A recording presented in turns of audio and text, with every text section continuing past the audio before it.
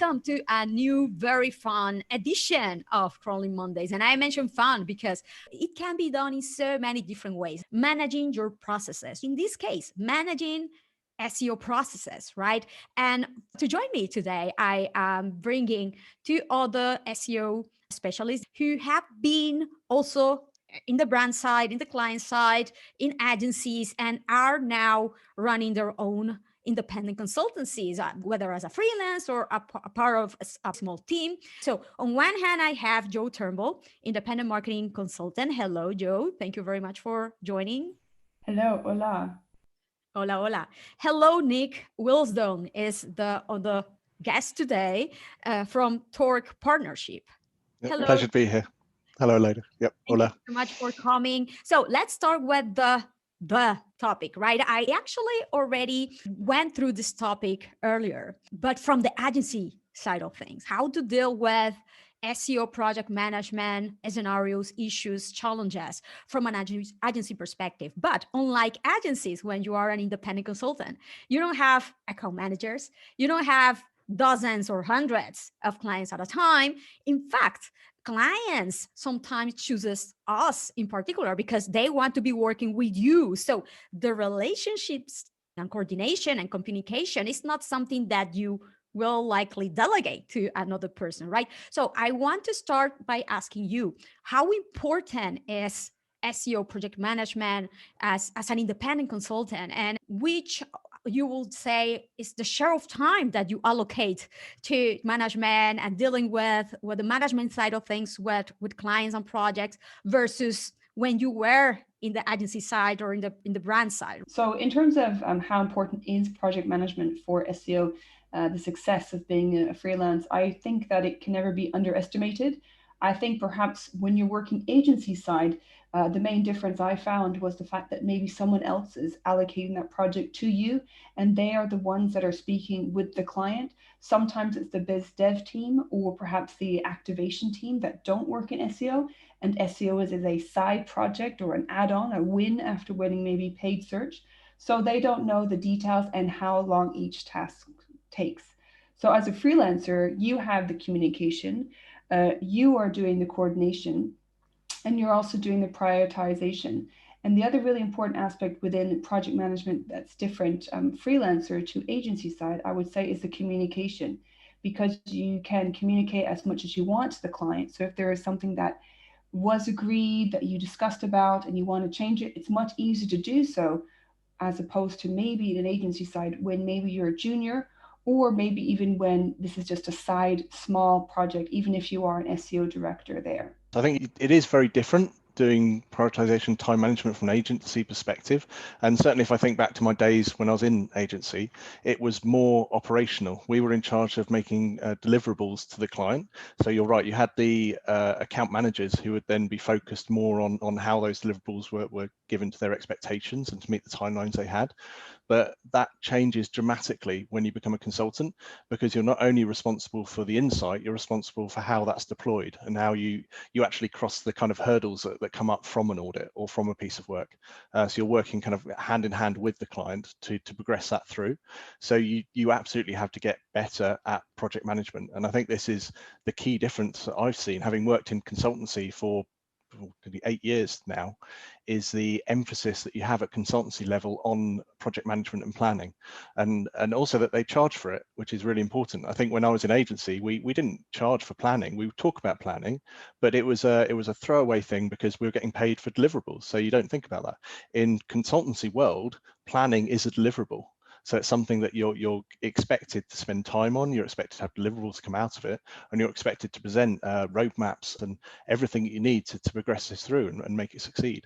So it's a very big difference. I think that you have already touched a couple of points that for me are critical. And in this particular case, on one hand, when you're an independent consultant, as Joe mentioned, you're at the end of the day more on control of the client that you choose to work with, because it's you who handle the sales process. You validate yourself, also validating that you will have a really good ongoing relationship because there is a good feeling going on. Then on the other hand, also as independent consultant, there are only so many clients that you can take at a time. And therefore, time allocation, planning, making sure that you leave enough room just for coordination and communication and prioritization is so much more important, let's say, and critical and fundamental, because it will go through you at the end of the day too. So I see definitely one hand like a lot of pros. On the other hand, I see like no cons, but yes, how critical it might be to have a really good understanding of what it takes to coordinate and support the clients, which can be very, very different depending on the characteristic and the maturity, and if the client has had previous SEO processes in the past, or if they are very well versed, or if the team is very small and agile implementing stuff, or if you are working with a very big brand in which like half of your time will be just to help your counterpart to make good cases to win support internally to develop things, right? Which other areas or aspects do you think are critical or important to take into consideration when allocating time, allocating resources? How do you do to be accurate enough to avoid overworking or to avoid charging too little because of all the work that goes connected to this task?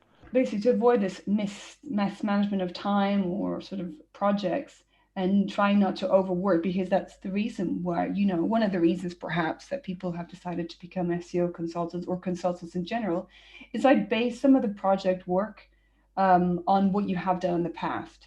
If maybe you haven't worked in that particular section or sector, I would still encourage people to go ahead and move forward with that. But perhaps you can meet with others in different business and networking groups. So we don't have the obviously face-to-face now, but there are a lot of business groups. Obviously, people have been doing Clubhouse to discuss business. There's lunchtime, other sessions. So I would do that. And also, if you're finding as well that perhaps you have given too much time in the past, or you have not given enough time, I would actually perhaps use this moment that we all have, perhaps for those that maybe don't have a lot of home commitments, to do some self-analysis. What are things that you can work on yourself? What are the strengths that you can build so that you can be a better consultant? Because if we can't focus on ourselves now in the time that, for those that don't have high, home commitments, a lot of home commitments, then when can we? So one would be like, well, you mentioned yourself actually, Nick, that you had a great manager. So not everyone's in the position to have a great manager to learn from. Maybe what you could do is get a mentor, and really hone in on the skills that you need. One type of skills is Clifton strengths. You can look to see what are you good at and build up on that. But I would really, to go back to your first question, is how you can avoid this and avoid overworking. See what worked well and what didn't, and try and build on that so you don't overwork yourself again. That is something very important that I want to highlight, right? Like, I think whenever you become an independent consultant or a freelance, nobody tells you that, but like literally like half of your time and effort should go on learning, improving, refining those management skills, managing time, managing expectation, communication, your unique selling proposition, a little bit of not only the business side of things, but actually how you handle the day-to-day interaction with clients, how you communicate, how you deliver, the format, which can be very heterogeneous and different based on your particular client profiles, right? This is so very, very important, because I can definitely see how, if, for example, if you work with small businesses, you might need to pretty much deliver things pretty much done just to copy paste sometimes to your clients that have zero knowledge of SEO, or directly handling things with the copywriters or web developers to implement stuff that is directly implemented into WordPress. But if you work as an independent consultant, as an advisor, or supporting in-house SEO teams at the brands, the type of deliverables will be different, and the time that you will need to allocate to explain things or to communicate things. So I think it is very important when you're validating and assessing the scope of the project that you always think on what's next, or what will be needed to actually make happen what you are committing on, or the goals that are expected, right? Because I think we always underestimate the effort and the resources and the time that it will take, not only to develop an audit or develop the recommendations or doing that 1 hour weekly call with the client, but how much it will take to prepare the call, to gather all the data, to do a lot of the legwork that is required just to communicate in the way that you need for that particular client to become connected or fulfill or to understand your point. So there are a lot of activities like this that require soft skills. They are fundamental in this case, but also the time to invest on them, to build them, because they definitely compound over time. Yeah, absolutely. These soft skills, I always call that. And you're right. As technical people, we inevitably just take on too much work, and we get swamped. And these skills are hard to learn. And as you say, especially if you move away from agency, because you're used to the client servicing people doing these things for you, and you no longer have that layer. So you do have to learn these soft skills. It's the first trap that I see people fall into when they think they're going into consultancy, and effectively they're becoming freelancers, and they're expecting the client to give them work. So they just get given tasks, and they just, they naturally say yes because it's their first client, and they get swamped. That isn't consultancy. Consultancy is taking a step back, as you say, taking the time to plan, to talk to the client about what they're really trying to achieve, and then coming back to them with a plan and saying, this is how I'm going to help you achieve it. It's a very different power relationship almost. It's not, you're not just taking tasks from the client. And I'm often on calls where I'm with clients where I'm saying, this sounds very interesting. This comes into our methodology. Are you adopting kind of sprint methodology? Are you doing, you should learn about sprints, you should learn about agile, and the client will come back to you with something. You'll say, okay, this is very interesting. Let's examine it. Let's put it into the backlog. But we do have to keep an eye on the work streams that we're doing, because at the end of this consultancy period or this contract, I'm getting judged on the KPIs or the things that we signed up initially to. So you can be the most helpful person in the world and get overworked, do as much as you can. But if you haven't met those initial goals, it's a painful lesson to learn. So thank you very much for bringing this topic, because that was going to be the next question. Which are the do's and don'ts that you have seen people struggle with in the past, those don'ts that you have seen happening again and again in previous projects? And which are those particular guidelines that you always follow because you know that this is the way? So for example, in my case, I really try to be really consistent in the way that we communicate and set the expectations right from the start. So for example, let's use email. No. Let's use a project management system. I am actually quite flexible on which, but let's be consistent to leave proper documentation all the time of everything what has been done. And then weekly calls. Okay, let's do weekly calls, but we set and we allocate the time, and we all know that we are going to touch base on that date and time, and the communication is going. So for me, consistency and setting expectation is key, because this is how you avoid those random messages over WhatsApp. Sometimes I have heard these horror stories. No, there should be communication protocols. What happens when things go bad? There should be communication protocols and expectation. How fast you will answer certain requests, or what is an urgent request that your client can expect that you answer in a few hours. What are your do's and don'ts? It's really important in any situation to always set expectations or manage expectations, that you mentioned. In terms of the do's and don'ts for freelance, I like to start at the beginning. So that even comes before actually taking on a project. So do you fit well together? Do you not? And you have those discussions before about the communication. For me, it's always over communication is a lot better than too little. So in your project management, in your proposal, you put aside time for emails, or it was called account management, for emails, calls. And in terms of weekly calls, we don't need to make it have a call for the sake of it. It's called about a specific agenda. We only have a call if there is an agenda for that. Otherwise, you can end up spending all your times in calls. So really, the do's is to have the communication clear from the beginning. Outline in your proposal what includes project management. So that's or account management. That's emails. That's calls. That's being part of the newsletter. That's and then you'll also be given updates of what's happening. Of course, if people are subscribed to your email newsletter, then they won't be missing out on any old news or any news that they didn't actually read. In terms of the don'ts, I would what I thought was better really to have is to focus more on the do's. So you outline out the beginning, and in terms of don'ts, it would be more like, yes, the not WhatsApping late at night, or the communication over the weekend. I think everyone, especially now, is a lot more, I would say, tolerant and more understanding specifically about, having your work personal time separate. So your times, you have clear about what times you're going to be online, when you'll be responding to emails.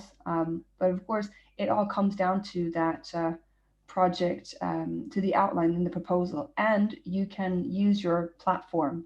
So use your Trello if you will like that, or Asana. But and going back to what Nick said, you can always get asked other things, and you can be the most helpful person in the world. But if it's distracting you from your KPIs, you're more than in your rights to go back to it, which is why it's so important at the beginning to have in that proposal what actually it involves. That is critical. I think also because, well, depending on the client, right, they can always bring back to certain questions, and at the end of the day, it's understandable, or concerns, but it's always to come back like, why is that really important? Like, let's come back to the goals, the actual goals that we had set for this project, to see if it is actually worth it at all, to just like even go into those issues and allocating time to those, rather than focusing on those that that will make an impact. Then on the other hand, something about over communication is tricky on times like this, in which we are all sort of stuck at home, right? And I have been working a lot for a long time remotely, but I have, yes, indeed noticed since last year, because it's also clients that are at home, working from home all the time, this need of over communicating, which definitely let's better over communicate that for sure. But then also, how do we manage to set those times and ways and protocols to communicate, and sometimes even over communicate, without them to be intrusive with our day-to-day, right? Some clients that, if it was about them, every communication will be a call, and many of these calls could have been like very easily made into simple messages or text over the project management systems, right? So I think that change of ways to communicate sometimes is needed, or to set clear protocols to make the communication asynchronous first, and then on the other hand also, in my case, because I understand that I want to have thinking time or analysis time, and I know how my brain works, I try to leave like my calls to be made like or very early in the morning or very late at the end of the day, to have like the chunk of the time during the day to actually focus on thinking and analyzing and auditing, without having to think that, oh, in an hour I need to go back and forth and switch across different issues. I think, yeah, setting those boundaries that you talk about, and not being afraid to say no, and not being afraid to push back. And I think that's what clients expect from me. And you just have to be organized. I think the big lesson that I learned was how to value my time. And having come from, again, it's going to sound quite harsh to all the people in agency, but you get what needs to get done, you get done for the team, and it doesn't matter if you're there till late at night. And certainly Arena, we work some very late nights. So in when you're a consultant, you have to start evaluating your time, because if you're going to get better at time management, you have to know what an hour's worth to you and what day's worth to you, and you have to get very, very clear at that.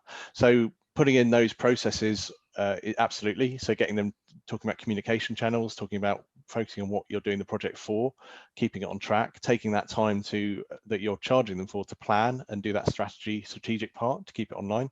I do all those things to keep me sane. I'm actually a big proponent of, because you talked about kind of deep work, and this is the problem, that you can end up doing a lot of different bits on different things. And so I love the Pomodoro method, which works for me fantastically. And I use Pomodoro app, which is the one that I love, which again is a very cheap app, but it integrates with everything. So it integrates, and this kind of comes back to which system do you use? Well, whichever your clients are using, because you're integrated with them. So that'll integrate into Jira, it'll integrate into Trello, and it'll pull all those different things into one central place for me. And then I can sit there and chip away and do 25-minute, 15-minute increments on a task to get the deep work done. And I found, especially with this COVID times, that motivation is a big issue. So having that Pomodoro approach really works for me. And then you do the prioritization. I think again, I got really into time management and performance improvements, and one of the simplest things that you learn in terms of performance is just pick a number of things each day. So pick the three the three most important things you have to get done every single day. And actually, if you stick to that, you've got a pretty good system. So get your Todoist or whatever thing that you're using to dump everything into, just collect into some sort of platform, doesn't matter what it is, and then just take a little bit of time every morning to work out, these are the three things I need to get done today, and nothing's going to interrupt me, and then block out the time and work through them. But that works for me. Love it. Having a good prioritization system on tasks that you will or you need to deliver per week and per day is definitely critical. Before moving on the next topic, I think that you also mentioned something that for me is critical.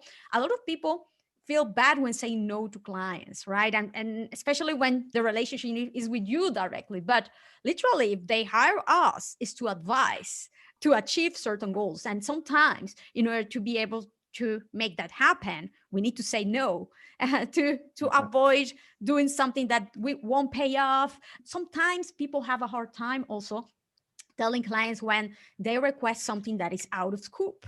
There was an interesting point made by Mark in our previous session that we did about this topic, but from the agency side, that is to revise the KPIs and revise the scope and revise the goals every quarter or so. Because, for example, like in a year, like last one, for example, with COVID, like very quickly in the year, like all projections and all expectations and budgets and resources changed completely from one day to another, right? And what made sense to do in February didn't make sense at all in March or in June.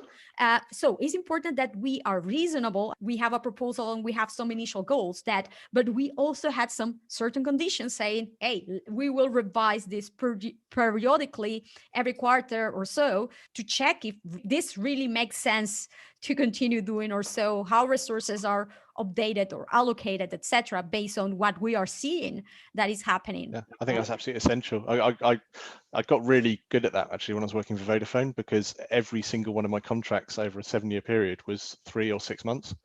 So you literally worked in those blocks. And I know that sounds horrific to anyone who wants any kind of degree of stability, because you literally wouldn't know at the beginning of one of those blocks whether you're going to be working at the end.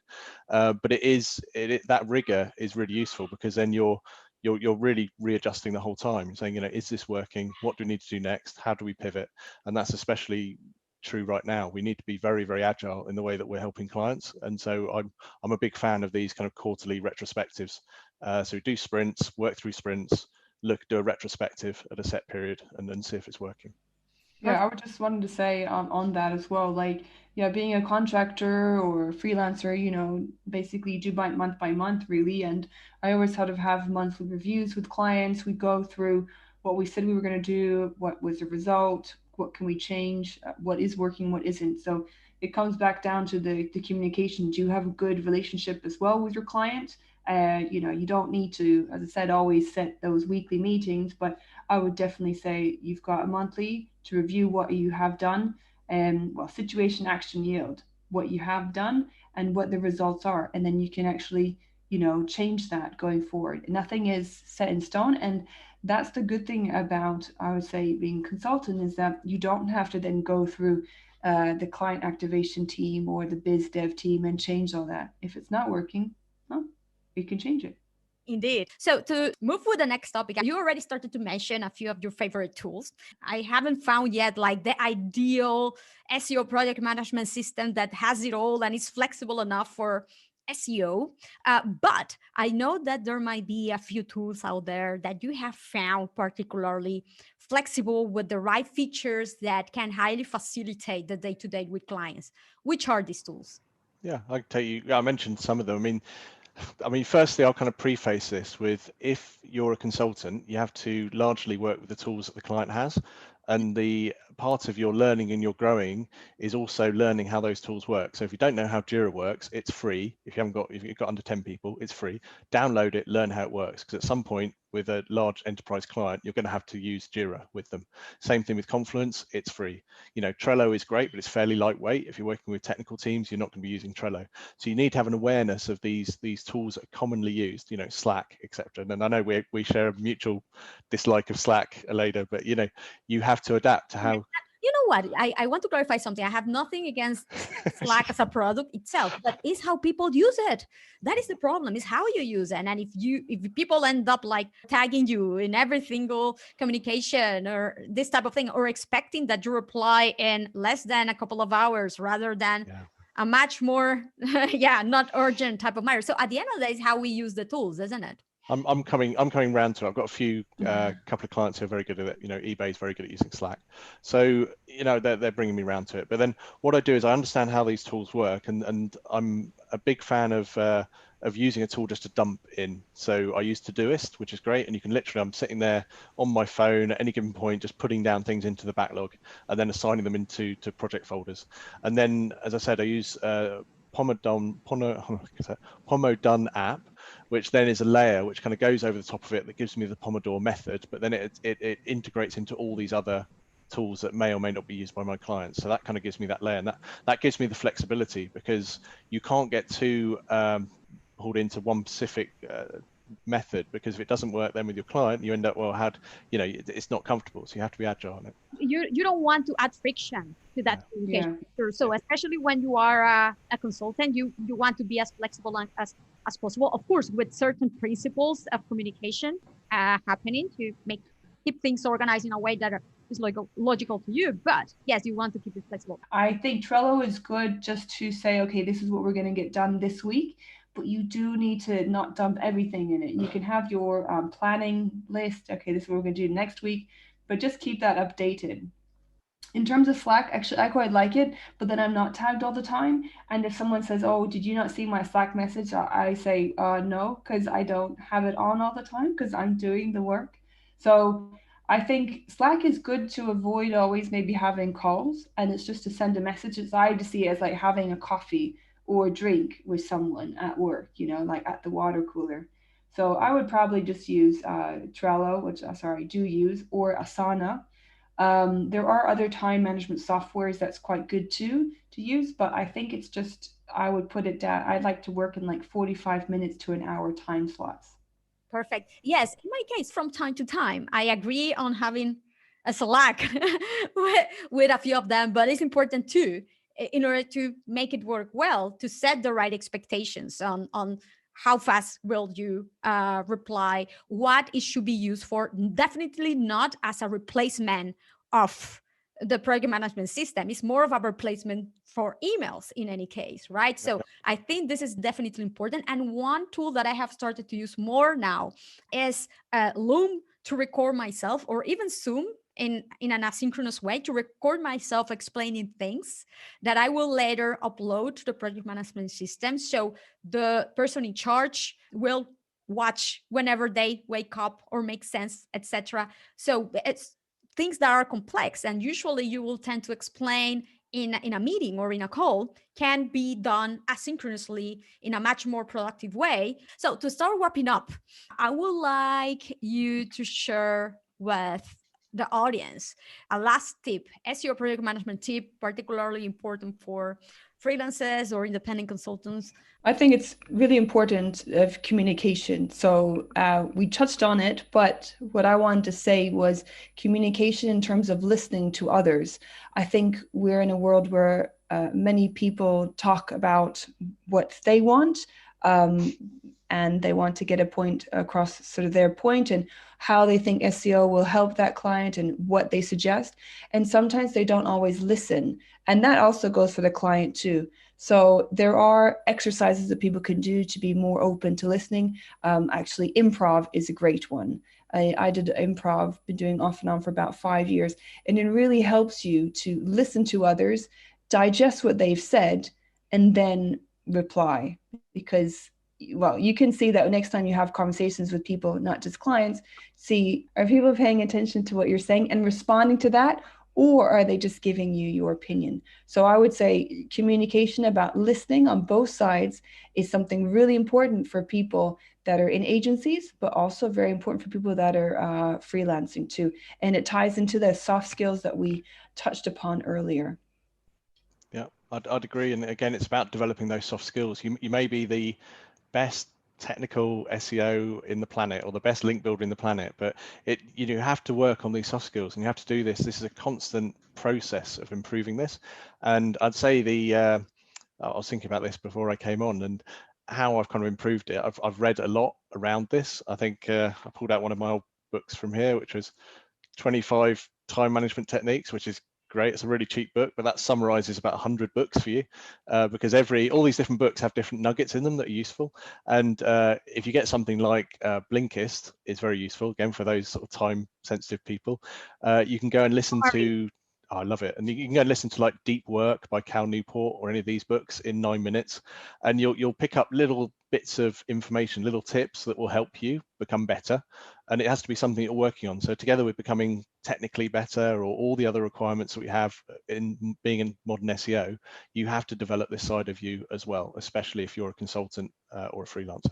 100%. So for example, you're not going to communicate in the same way to a C-level when trying to come up with a case to invest more in the SEO process versus when you communicate with the development team or the copywriting team. So it's important to be empathic enough and know how to communicate with the different profiles that will be stakeholders in the project, right? And if you don't enjoy doing it, I can definitely see an issue there. So it's important that if you are an independent consultant or a freelance, it is something that you enjoy doing. Thank you very much. Both of you have been particularly helpful, and all this recommendations and advice that you have shared are super helpful. And hopefully those who are watching also, if you have any questions, if you have any doubts, please don't hesitate and leave the comments here below.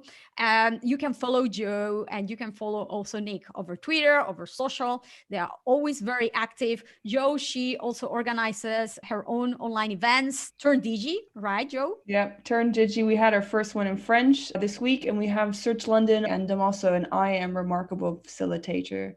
But I share that on my Twitter, SEO Joe blogs. Amazing. So follow definitely Joe and Nick. Anyone wants to contact me for advice, more than happy. Nick Wilsdon is my Twitter handle. But yeah, very happy to help. So thank you very much for joining today, and thank you for watching. And if you like the video, remember to like the video and keep watching. Many more of these videos will come with handy SEO advice. Thank you very much. Bye-bye.